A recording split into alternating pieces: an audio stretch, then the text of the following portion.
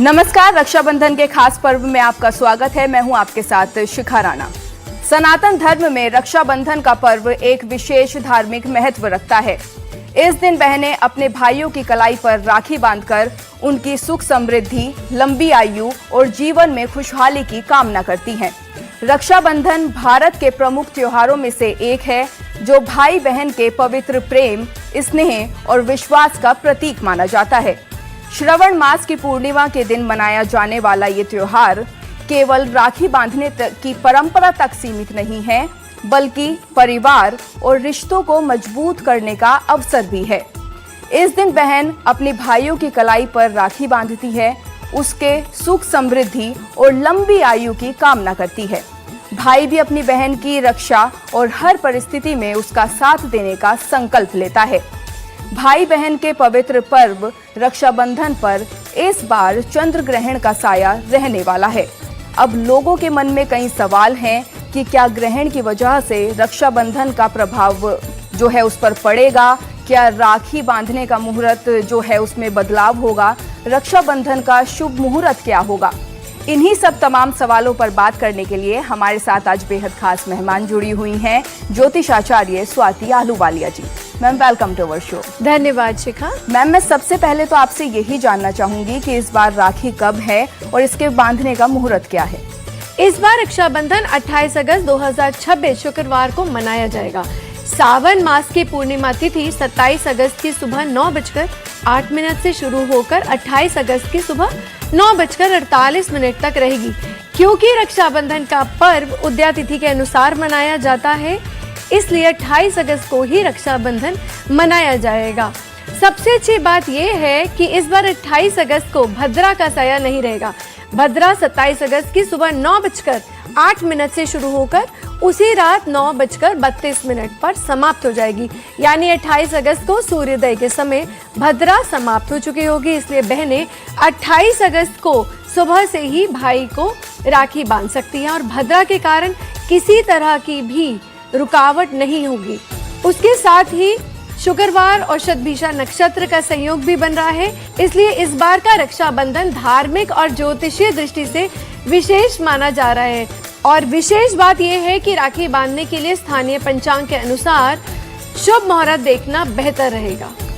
तो स्वाति जी, अगर मैं आगे बात करूं तो रक्षाबंधन पर ग्रहण का साया है, कैसे मनाए रक्षाबंधन और भद्रा को लेकर लोगों के मन में इतनी चिंता क्यों रहती है।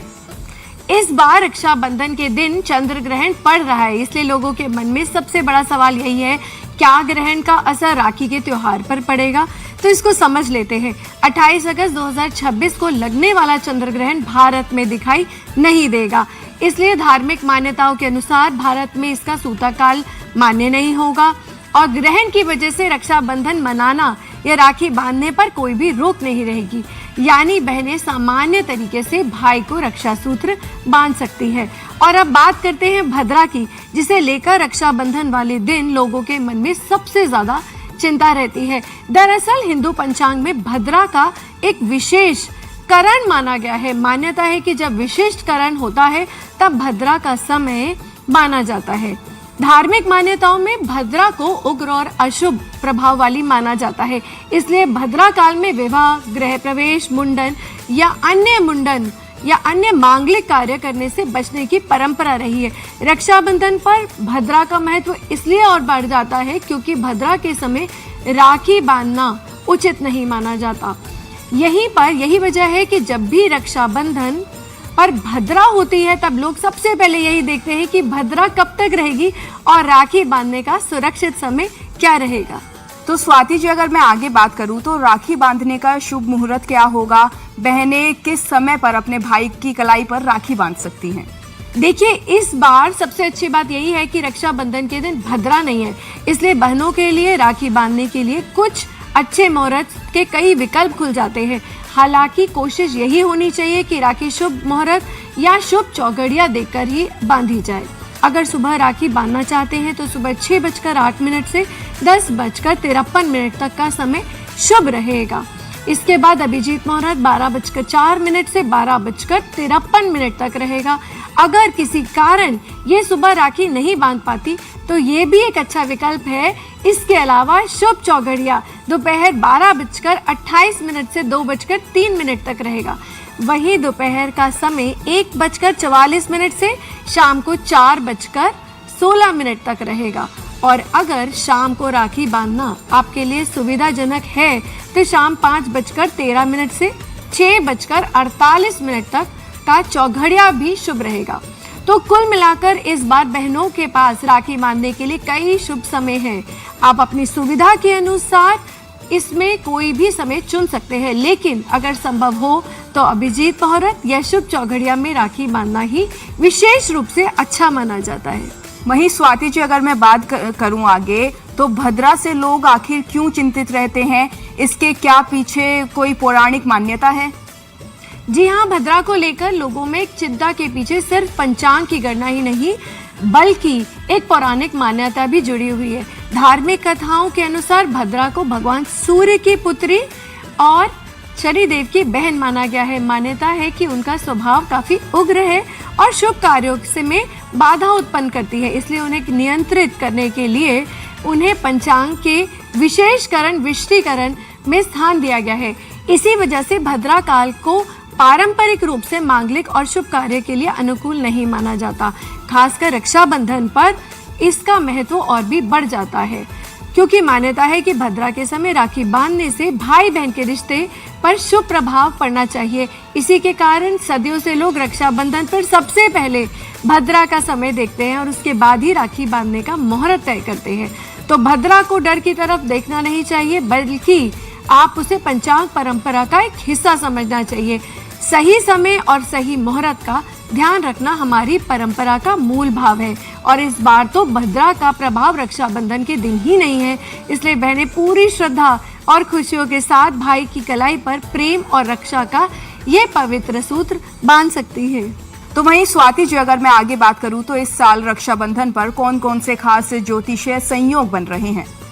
इस बार रक्षाबंधन कई ज्योतिषीय दृष्टि से खास संयोगों के साथ आ रहा है। 28 अगस्त को शुक्रवार है, साथ ही इस दिन शतभिषा नक्षत्र रहेगा। दिन की शुरुआत में अतिगंड योग रहेगा जो सुबह करीब 7:28 तक रहेगा और उसके बाद सुकर्मा योग शुरू होगा। साथ ही साथ चंद्रमा कुंभ राशि में भी प्रवेश करेंगे। शुक्रवार का संबंध शुक्र ग्रह से माना जाता है जो प्रेम संबंध, सुख और सौंदर्य का कारक है। वही शतभिषा नक्षत्र को गहराई, आत्ममंथन और परिवर्तन से जोड़कर देखा जाता है। इससे रक्षाबंधन जैसे रिश्तों और भावनाओं से जुड़े हुए पर इन ज्योतिषीय स्थितियों को एक विशेष संदर्भ में देखा जा सकता है।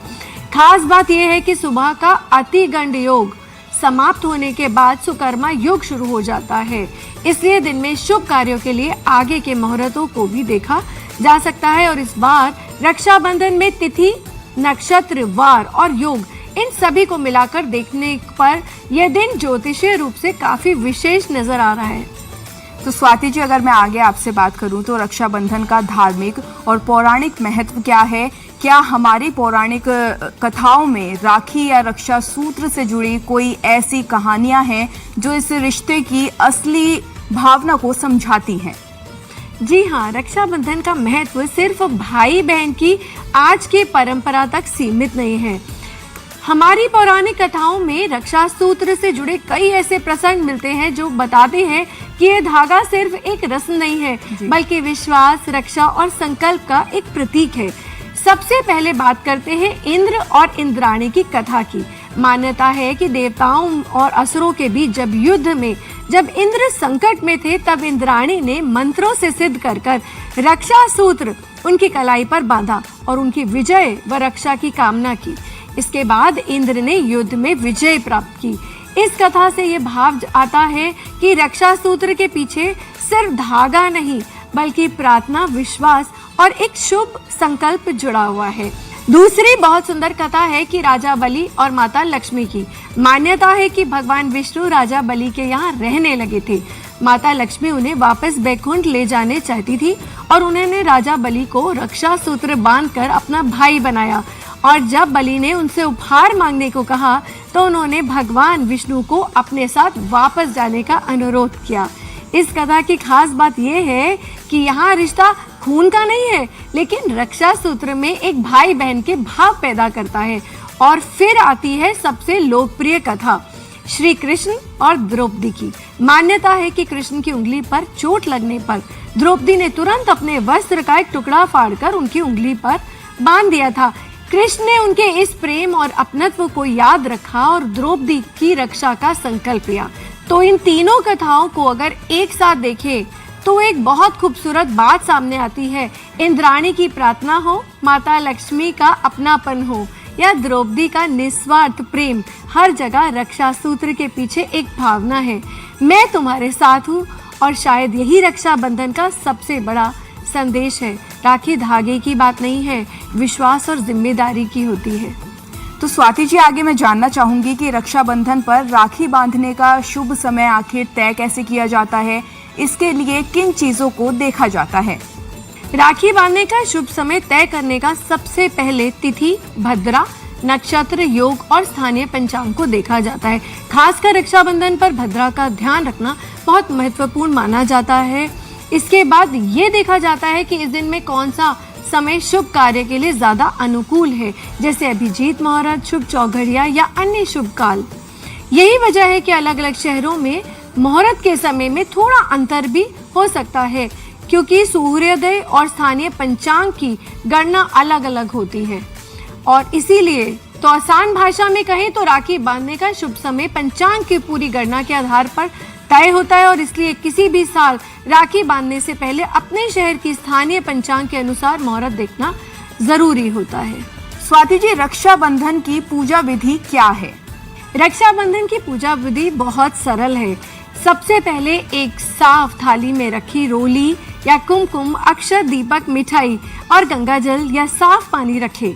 भाई को साफ जगह पर बिठाकर सबसे पहले उसके माथे पर रोली और कुमकुम का तिलक लगाएं, उसके बाद अक्षत लगाएं और इसके बाद भाई की कलाई पर रक्षा सूत्र यानी राखी बांधे। राखी बांधने के बाद दीपक से भाई की आरती जरूर करें और उसे मिठाई खिलाकर उसका मुंह मीठा करें। इसके बाद भाई अपनी बहन को उपहार देता है और उसके सुख, सम्मान और सुरक्षा का संकल्प लेता है। पूजा विधि चाहे कितनी भी सरल हो, उससे सबसे ज्यादा महत्वपूर्ण भाव, प्रेम, सम्मान और एक मंगल कामना जुड़ी हुई होती है। स्वाति जी, राखी बांधते समय बहन को कौन सा मंत्र बोलना चाहिए और इस मंत्र के पीछे क्या मान्यता है? बहुत सुंदर सवाल है ये आपका। राखी बांधते समय पारंपरिक रूप से ये मंत्र बोला जाता है, ये न बंधो बलि राजा दानवेंद्रो महाबला तेन त्वाम अनुबध्नामी रक्षे माचल माचल। इस मंत्र में राजा बलि का उल्लेख आता है और इसे रक्षा सूत्र की प्राचीन परंपरा से जोड़ा जाता है।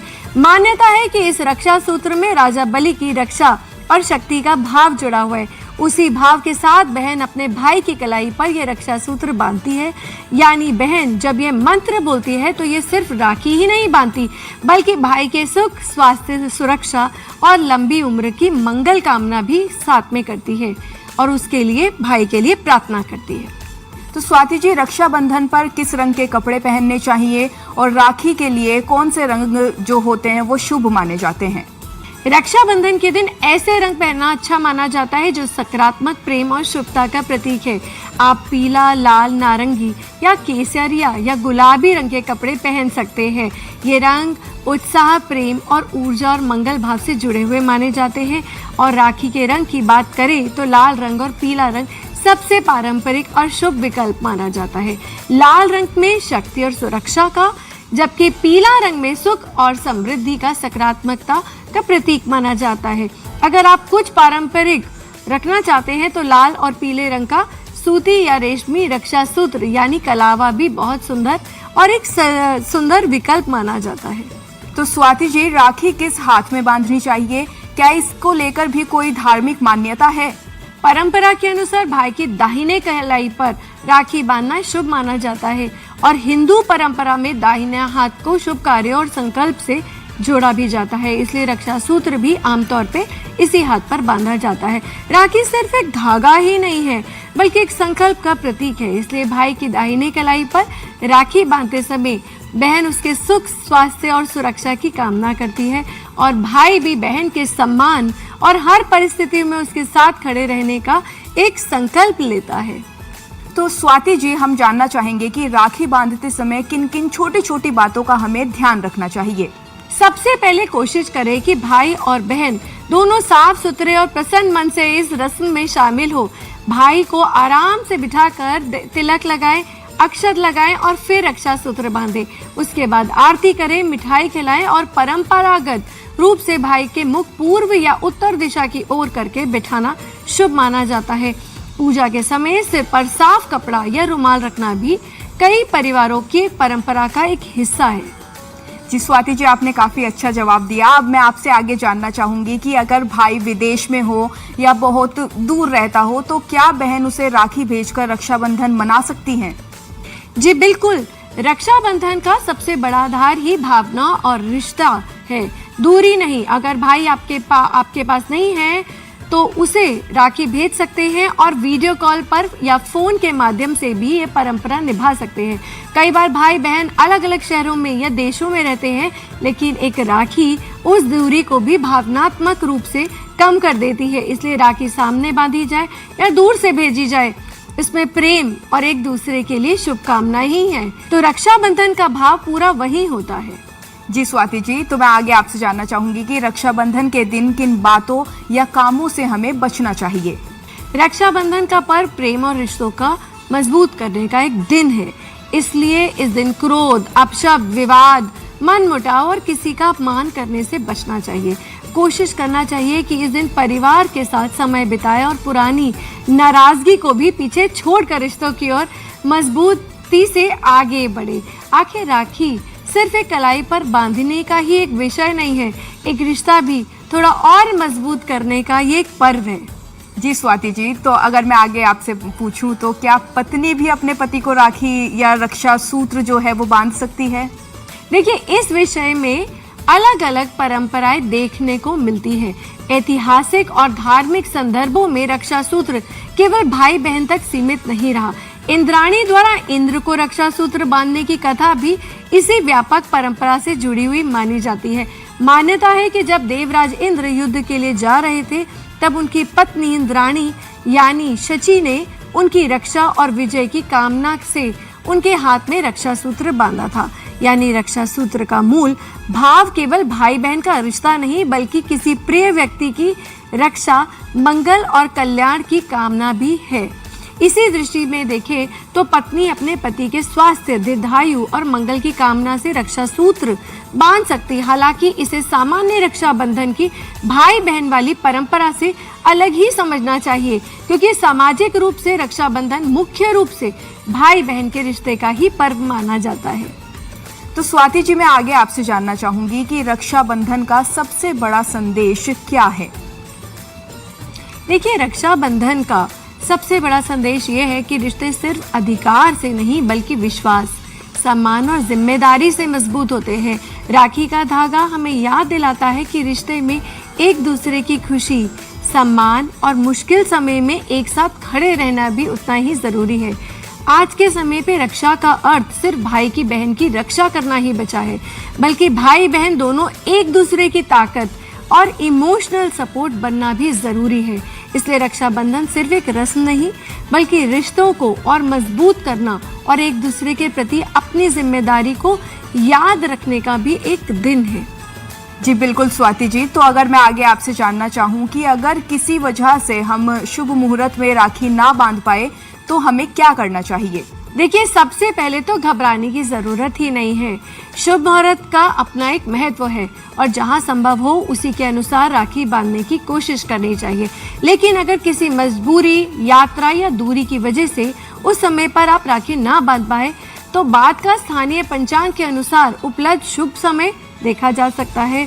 और अगर भाई बहन अलग अलग शहर या देश में है तो राखी भेजकर या वीडियो कॉल के जरिए भी ये परंपरा निभाई जा सकती है। आखिर हर परिस्थिति में एक ही समय पर साथ होना कभी कभी संभव नहीं होता। इसलिए मुहूर्त के साथ अपनी परिस्थितियों को भी ध्यान में रखना जरूरी है। जी बिल्कुल स्वाति जी, तो मैं आगे आपसे जानना चाहूंगी कि क्या भाई की राशि के अनुसार राखी का रंग हमें चुनना चाहिए? किस राशि के लिए कौन से रंग जो होते हैं वो शुभ रहते हैं? जी हाँ, देखिए, अगर आप राखी को ज्योतिष से जोड़कर देखना चाहें तो भाई की राशि के अनुसार भी राखी का रंग चुना जा सकता है।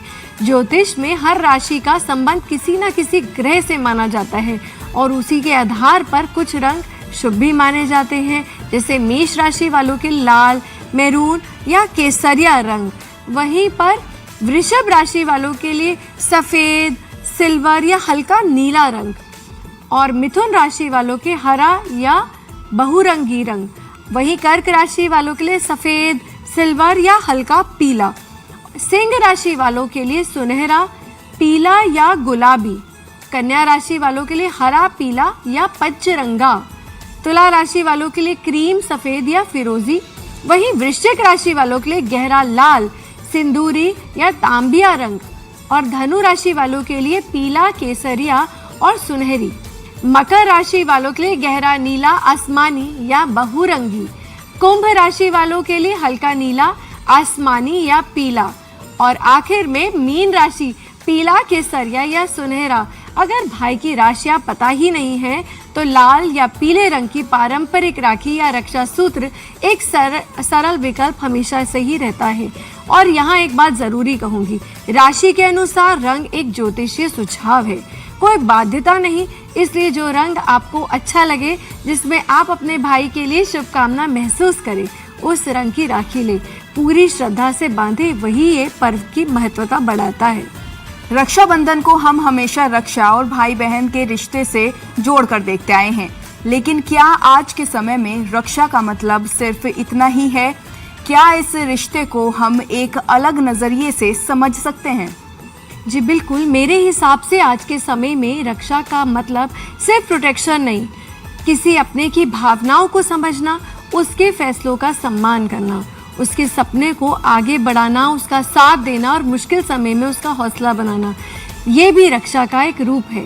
कई बार किसी की रक्षा करने का सबसे खूबसूरत तरीका ये नहीं होता कि हम उसे हर परेशानी से बचा लें, बल्कि ये होता है कि जब वो किसी मुश्किल से गुजर रहा हो तब हम उसके साथ खड़े रहे और कहें, तुम अकेले नहीं हो, मैं तुम्हारे साथ हूँ। और यही बात भाई और बहन दोनों पर लागू होती है, क्योंकि ये रिश्ता सिर्फ एक तरफ से निभाया जाने वाला रिश्ता नहीं है। कभी भाई बहन की ताकत बनता है तो कभी बहन भाई की ताकत बनती है, एक दूसरे का सहारा बनते हैं। तो इस रक्षाबंधन राखी बांधते समय सिर्फ रक्षा का वचन ही नहीं, एक दूसरे की ताकत बनने की भाव जरूर रखें। जी स्वाति जी, आपने हमारे सभी प्रश्नों का काफी अच्छी तरीके से जवाब दिया, शुक्रिया। फिलहाल के लिए हमारे इस खास पेशकश में इतना ही। आप देखते रहिए न्यूज़ 18। नमस्कार।